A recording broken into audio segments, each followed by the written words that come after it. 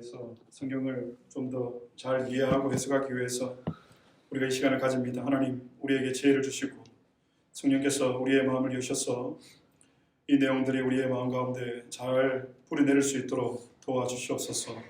감사드리고 예수님의 이름으로 기도드립니다. 네. 반갑습니다 여러분. 네, 이제 봄이 오고 있는 것 같습니다. 이번 주만 좀 지나면 좀 기온이 많이 따뜻해지지 않을까. 자, 질문을 하나 하고 시작하겠는데요. 정인, 이 문장에 있어서 오류가 있는지 없는지 한번.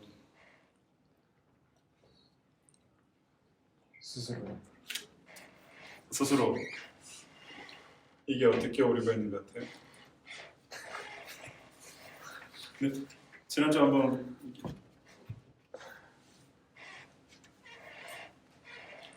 이 문장이 어떻게 있는 것 같아요, 정수?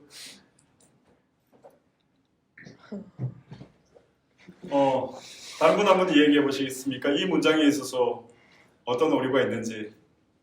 성진이?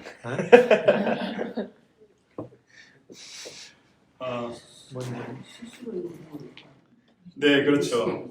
스스로의 힘으로 믿을지를 아시고 그 사람을 예정의 또 다른 말이 선택이거든요. 그러니까 오늘 제목이 뭐죠, 여러분? 무조건적 선택이거든요. 그러니까 이 문장 지난주에도 잠깐 나눴지만 이 문장에 있어서 우리는 이니가 말한 대로 근사님이 얘기한 대로 맞아요. 스스로의 힘으로 믿을지를 아시고 이렇게 하면 어떤 문제가 생기죠? 예정의 시작이 스스로 있는 거잖아요. 네. 인간에게 있는 거예요. 네, 인간이.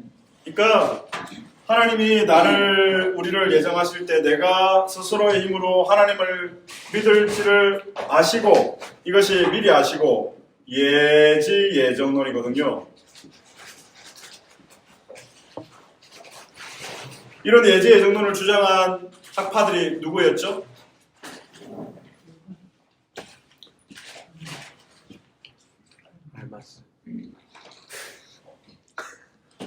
알마스라고 그랬어요?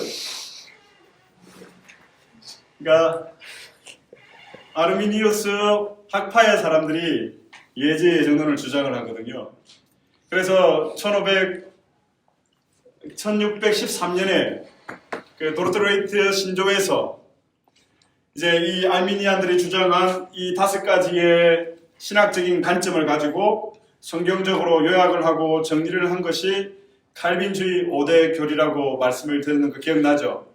그러니까 지금 우리가 이 칼빈의 5대 교리에 대해서 내용을 배우고 있는데 그 내용들에 있어서 관점은 이 알미니우스주의 학파들에 대한 이 신학적 비판들을 성경적인 관점으로 시도한 거예요. 그러니까 칼빈의 5대 교리를 우리가 정확하게 이해하지 못하면 우리가 그 전통적인 장로교 신학과 사상을 이해할 수가 없어요.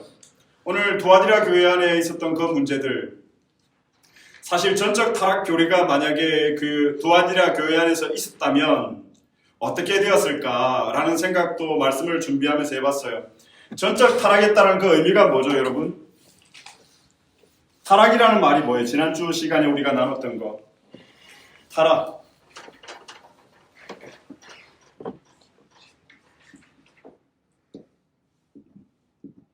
저 사람 타락했다 그러잖아요. 이니 타락했다 그러잖아요. 네. 어떤 의미죠? 막 사네, 막 가네 이런 거거든요. 뭐 요즘 밤늦게 가끔씩 들어오는데 이게 죄로 말미암아서 하나님과 그 단절된 상태. 이것을 우리는 영적 죽음이라고 그러잖아요. 영적 죽음으로 인간의 모든 기능들이, 인간의 기능이라고 하면 마음과 혼의 기능을 얘기하거든요. 눈으로 볼 수는 없지만 기능을 통해서 알 수 있는 거예요. 이 기능들이 100% 부패했다는 거예요. 이것이 지난주 우리가 나눴던 전적 타락 교리의 핵심이에요. 그러니까 사실 우리가 예수님을 믿고 거듭나기 전까지는 이 영적인 죽음의 상태에 있는 거예요. 영적인 죽음의 상태는 하나님과의 단절이거든요.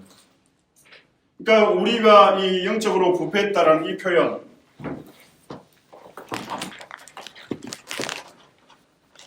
지난주부터 잠깐 복습하고 좀 넘어갈게요. 그러니까 우리가 그 부패했다고 했을 때 단지 우리가 어떤 가시적인 행동이나 이런 부분이 부패한 것이 아니고 사람의 그 마음과 또 어떤 게 있죠? 우리가 영혼을 이분법으로 나누면 하나님이 우리의 어디를 보신다고요? 예, 중심, 심령, 심정. 예, 하나님이 우리의 심정을 살피시는 분이시거든요. 그러면 지난주 기억나십니까? 마음에 어떤 그 기능들이 있죠? 우리가 지금 공부하면서 이런 지성 뇌 활동들을 통해서 지도하는 지성과 또 이런 이제 배운 부분들을 우리가 이제 라지컬하게 정리를 하고 필기를 하고 하는 부분들도 이성의 어떤 판단, 그리고 또 우리가 그 오늘 무국 먹으면서 이게 느끼는 거잖아요. 또 귤을 까면서 만지고 이 오성이라 그러잖아요. 네, 듣고 보고 맛보고 만지고 느끼고 하는 거. 자, 이것이 이제 마음의 기능이에요.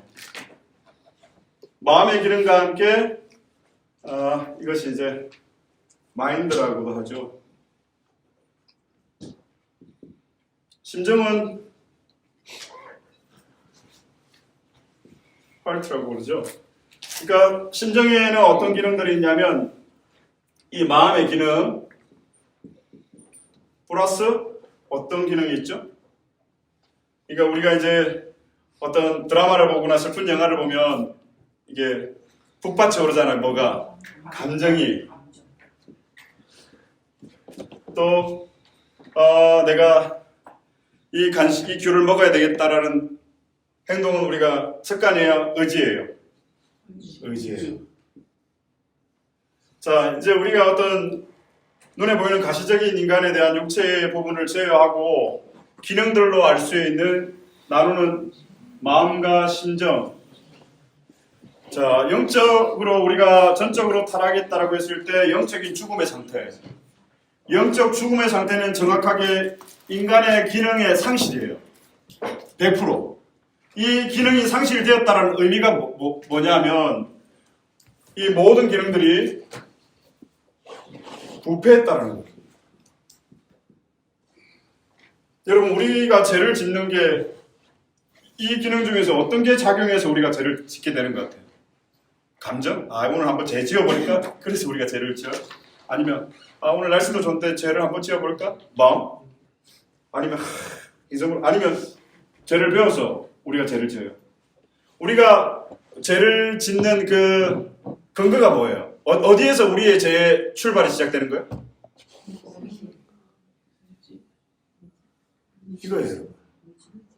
네. 그러니까 뭐 무심결에 그랬어요. 이게 아니에요. 치밀하게 우리가 그 생각을 계속하고 있는 거예요. 그리고 그 준비를 해요. 그리고 그 일을 이루기 위해서 그 과정들을 거쳐서 최종적으로 그 죄를 짓게 되는 거예요. 이게 우리의 의지예요. 누가 뭐 그러잖아요. 나는 이런 환경에 노출되었기 때문에. 아니에요. 사람의 죄의 그 출발점은 바로 이 의지예요. 그러니까 하나님의 형상으로 지음을 받았다는 것은 우리의 그 모습 안에 하나님의 지정의 이 이마고대의 그 형상이거든요. 그러니까 눈에 보이는 이미지가 아니라 이 눈, 코, 입이 있고 그건 인간들이 그렇게 하나님의 형상이라고 정의하는 것이지 성경에서 하나님의 형상이라고 했을 때 우리가 지음을 받았을 때에는 이 지정의가 하나님을 향하도록 부패하지 않은 상태예요. 영적으로 살아있는 상태예요. 근데 아담의 죄로 말미암아서 이 원죄를 가지고 우리가 출생을 하거든요. 그러니까 우리가 출생할 때 이 전적으로 타락한 상태가 되는데 이 상태는 우리의 마음과 심정의 기능이 어떻게 해요? 100% 부패했다는 거예요. 그러니까 우리가 이 죄의 문제를 끊을 수가 없는 거예요. 인간에게 이 비참함의 결과는 죄에 기인하거든요. 그러니까 우리가 방글라데시 사람들이 그 만족도가 제일 높대요. 그 생활이나 삶에 있어서. 왜 그런지는 모르겠어요. 어떤 설치에서 그런 조사를 했던데 다들 평등하니까 그렇게 느끼는 것이겠죠.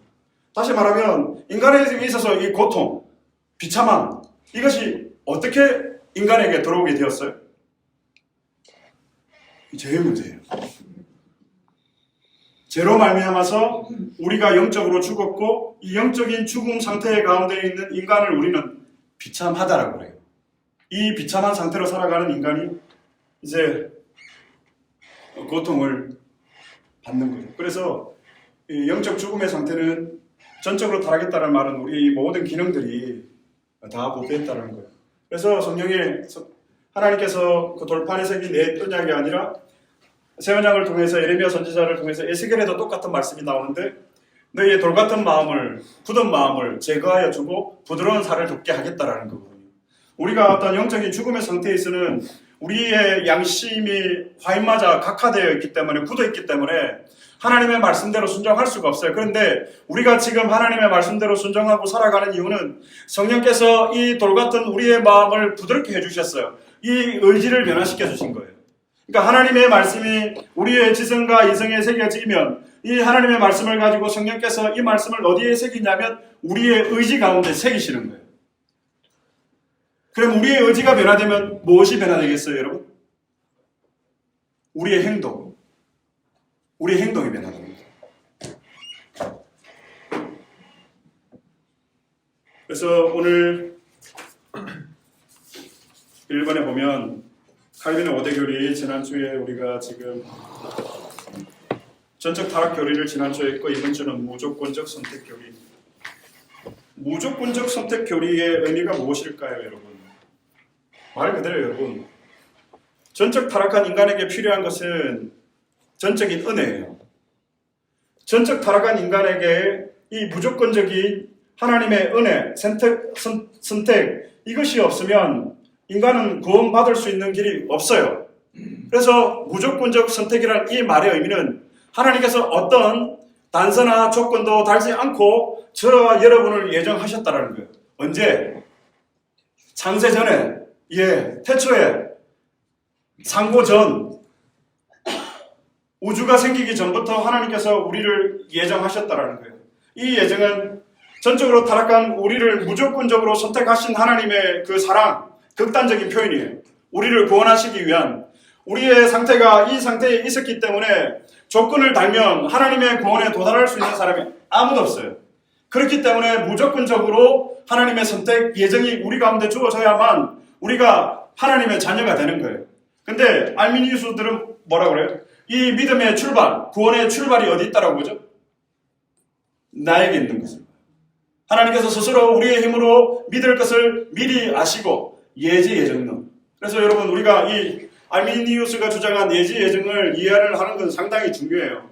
이걸 놓치면 오늘 교회가 여러분 이 알미니우스주의가 되고 영지주의화 될 수밖에 없어요. 그렇잖아요. 그러니까 이 교리를 여러분들이 잘 기억을 하셔야 됩니다. 세 번째 보면 전적 타락과 무조건적 선택의 관계인데 이야기를 들었죠. 전적 타락한 인간에게 필요한 것은 무조건적인 하나님의 은혜 외에는 인간이 구원받을 수 있는 그 어떤 길도 없는 거예요. 그래서 하나님께서 우리를 무조건적으로 선택하셨다는 거예요. 그래서 에베소서 말씀을 한번 찾아보도록 하겠습니다. 성경에 있으신 분들 에베소서 1장 4절로 6절입니다. 에베소서 1장 4절로 6절.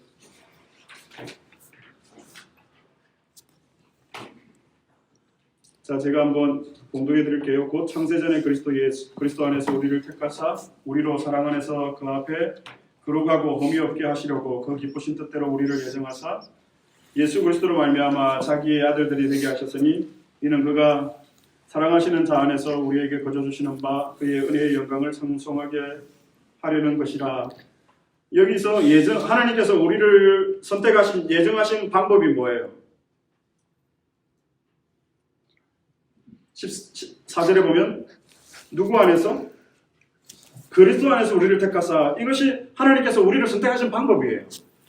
그러니까 그리스도를 우리가 더딛지 않고는 하나님의 선택의 자격이 될 수 없는 거예요. 조건에 우리가 충족될 수가 없는 거예요.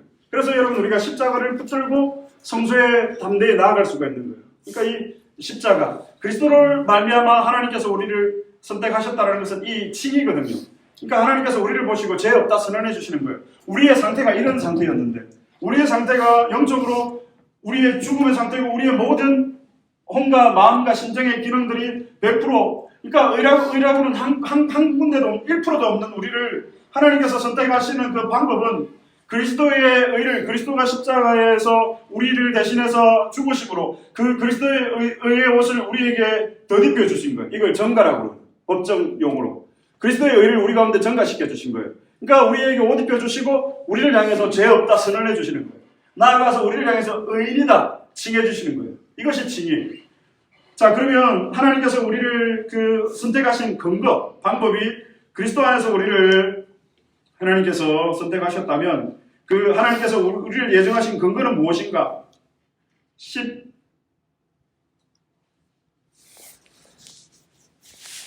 15절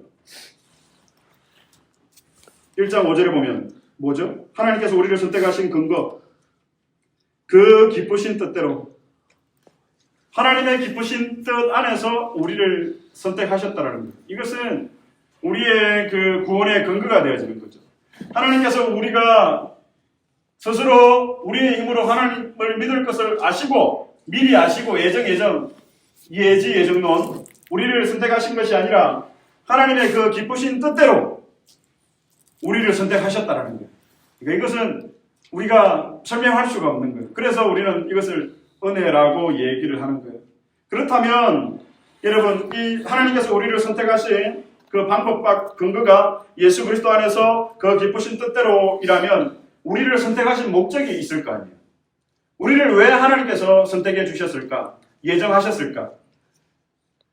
6절에 그의 은혜의 영광을 찬송하게 하려는 것이라. 우리를 하나님께서 선택하신 이유예요. 하나님의 영광을 찬송하게 하시려고. 그래서 존 파이프 목사님인가 그분의 책에서 하나님이 우리의 유일한 기쁨이 되어야 하는데 그 기쁨의 이유는 근거는 하나님의 하나님 되심에 있다라고 얘기를 하고 있어요.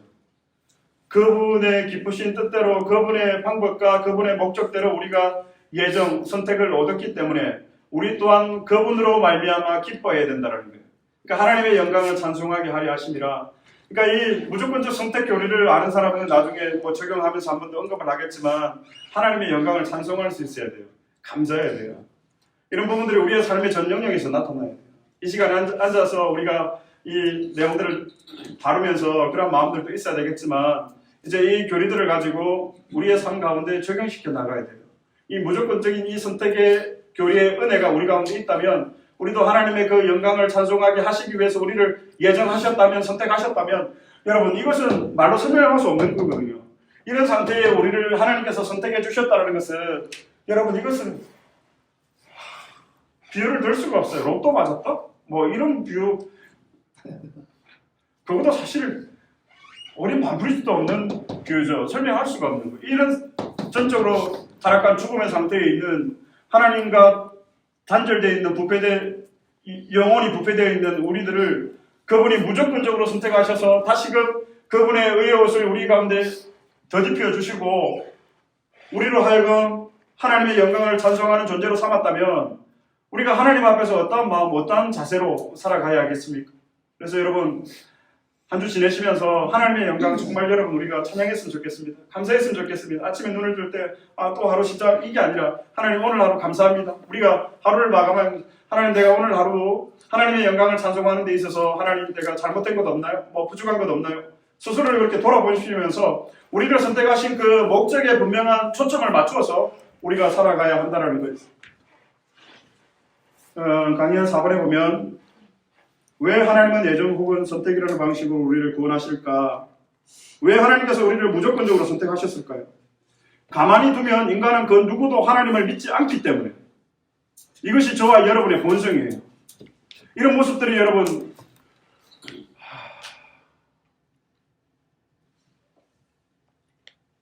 우리가 그런 경험 없습니까? 나도 나 자신에 대해서 이렇게 놀랄 때, 아, 내가 이럴 수가 있나 싶을 정도로. 네. 그러니까 하나님께서 우리를 무조건적으로 예정을 하신 이유는 우리를 가만히 두면 누구도 하나님을 믿지 않기 때문에 하나님께서는 이 극단적인 방법을 선택하신 거예요. 창세전에 우리를 무조건적으로 선택하셨다는 거예요. 그 누구도 하나님을 믿지 않으려고 하기 때문에. 자, 그리고 왜 하나님은 아래에 있는 질문, 선택을 하시는 데 있어 아무런 조건을 달지 않으실까? 왜 하나님께서 우리를 선택하시는데 아무런 조건을 달지 않으실까요, 여러분? 대답은 간단합니다. 모든 인간이 전적으로 타락했기 때문에 하나님께서 조건을 달고 우리를 선택하시고 예정하시려면 그 자격을 충족시킬 수 있는 사람이 아무도 없기 때문에 하나님께서 우리에게 무조건적으로 우리를 선택하신 거예요. 그러니까 하나님께서 우리를 예정하실 때에 전적인 하나님의 그 판단, 하나님의 주권에 근거하는 것은 누구도 하나님의 그 구원의 조건을 충족시킬 수가 없기 때문에 자격에 미달하기 때문에 우리의 상태가 영적으로 죽어있는 상태이기 때문에 그분이 이러한 무조건적인 선택의 방법을 선택하셨다는 것입니다. 성경 한 군데 찾아보고 마치도록 할게요. 로마서 8장 29절로 30절. 로마서 8장 29절로 30절 말씀 찾으신 분이 한번 읽어주시면 감사하겠습니다.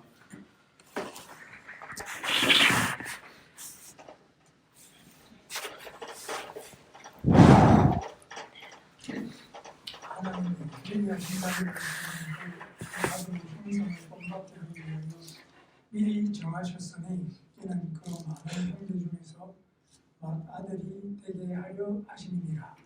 아멘.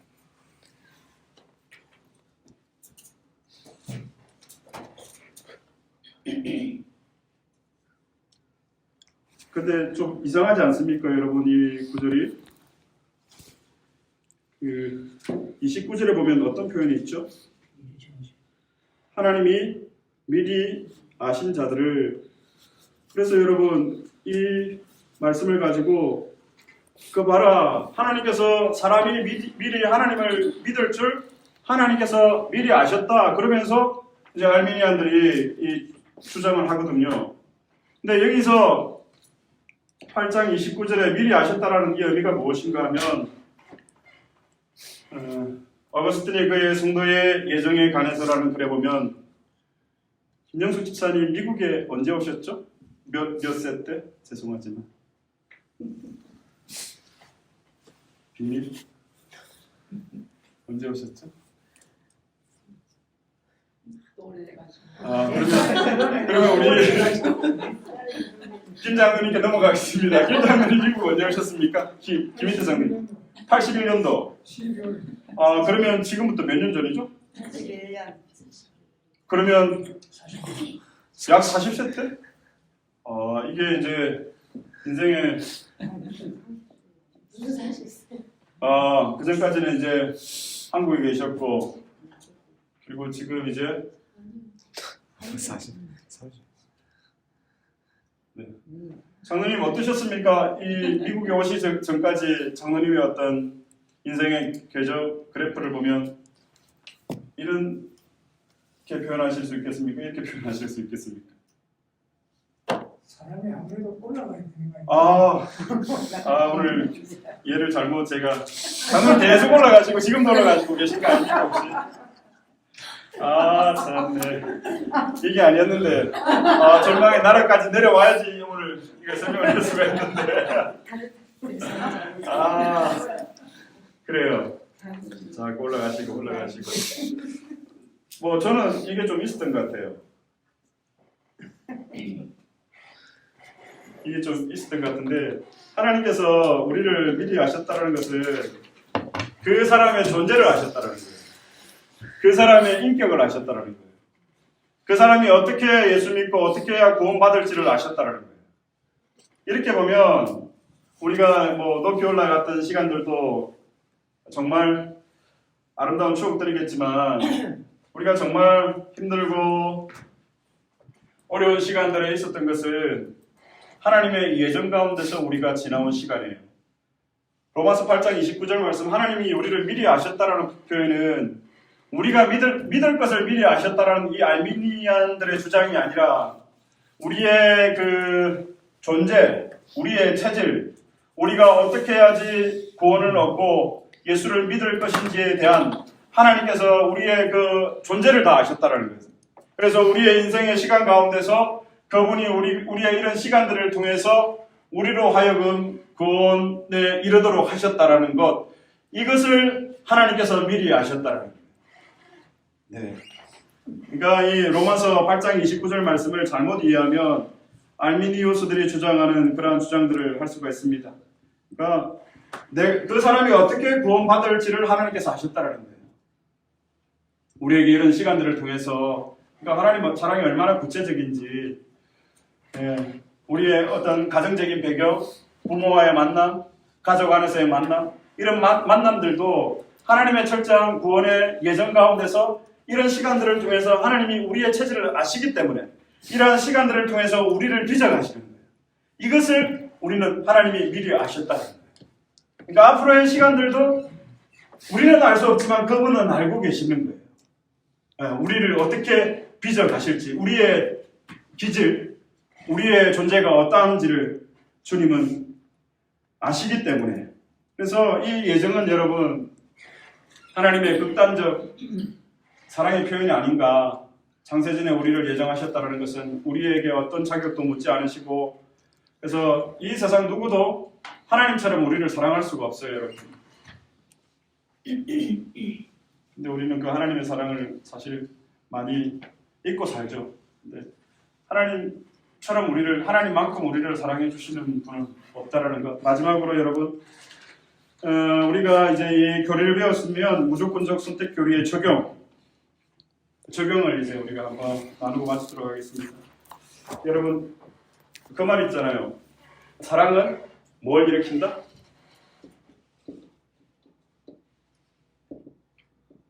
그러니까 정서연이가 이렇게 간식 준비하지만 결국 누구를 모방하는 거죠? 농담이고요. 사랑은 모방을 일으킨다. 그러니까 우리가 하나님의 이런 사랑, 놀랍고 깊고 극단적인 이 하나님의 사랑, 이것을 우리가 안다면 우리도 어떻게 해야 될까요? 무조건적으로 사랑해야 돼요. 그렇죠. 그러니까 이 교리들을 통해서 우리가 이 사실을 조금, 그래서 하나님의 사랑을 우리가 기도할 때 이렇게 기도하잖아요. 은혜로우신 하나님. 하나님의 사랑이 청량할 수가 없다는 말이잖아요. 은혜로우신 하나님. 어떻게 수많은 세상의 말로 다 표현할 수 없다면, 그 사랑을 우리가 만약에 받았다면 우리들 역시 어디에 우리의 사랑이 기초해야 될까요? 그 하나님의 사랑. 네. 이것이 오늘 무조건적 선택 교리를 통해서 우리가 삶에 적용해야 될 부분이 아닌가. 그래서 그분의 자녀들 우리 역시 우리가 조건 없이 무조건적으로 하나님의 그 은혜에 기초한 그 사랑을 가지고 우리가 사랑해야 되지 않을까. 오늘 설교도 잠깐 언급을 했지만, 나 같은 루저, 실패자를 하나님께서 그렇게 사랑하셨다면 내 인생에 의미가 있는 것은 분명하다. 그렇다면 우리가 우리의 공동체 안에서 지체들을 대하고 관계할 때 어떤 사랑에 기초해서 사랑해야 되겠는가. 그럼 우리가 이것을 잘 기억을 하고 우리의 삶 가운데서 그렇게 적용을 했으면 좋겠고요.